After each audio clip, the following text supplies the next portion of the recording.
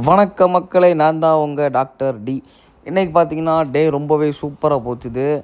1ஆம் தேதியாக இருந்தனால காலையிலேயே கிளம்பி சர்ச்சுக்கு போயிட்டோம். அப்படியே அங்கேயே ஸ்டே போட்டோம். ஏன் அப்படின்னா, இன்றைக்கி வந்து எங்கள் சர்ச்சில் வந்து உமன்ஸ் ஃபெல்லோஷிப்புக்கு வந்துட்டு ஒரு மீட்டிங் நடத்தியிருந்தாங்க.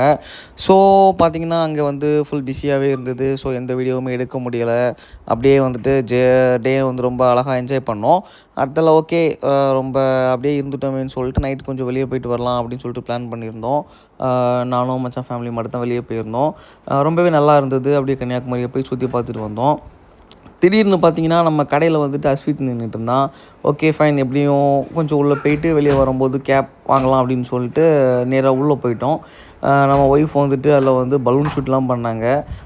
நம்ம தங்கச்சியும் ஷூட் பண்ணாங்க. தங்கச்சி 2 பலூன் ஷூட் பண்ணிட்டாங்க.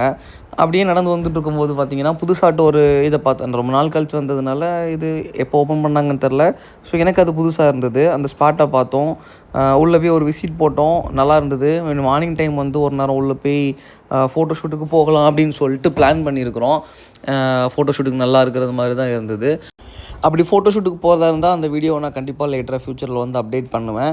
ஸோ ஓகே ஃபைன் அப்படி சொல்லிட்டு அதில் வந்து ஸ்ப்ரிங்கிள் பொட்டேட்டோவா அந்த பொட்டேட்டோ வந்து சாப்பிட்டுட்டு நல்லா பீச்சை சுற்றி பார்த்துட்டு சூப்பராக வீட்டுக்கு வந்துவிட்டோம். ஸோ இன்றைக்கி டே ரொம்பவே ஹாப்பியாக இருந்தது, ரொம்ப ஜாலியாக இருந்தது.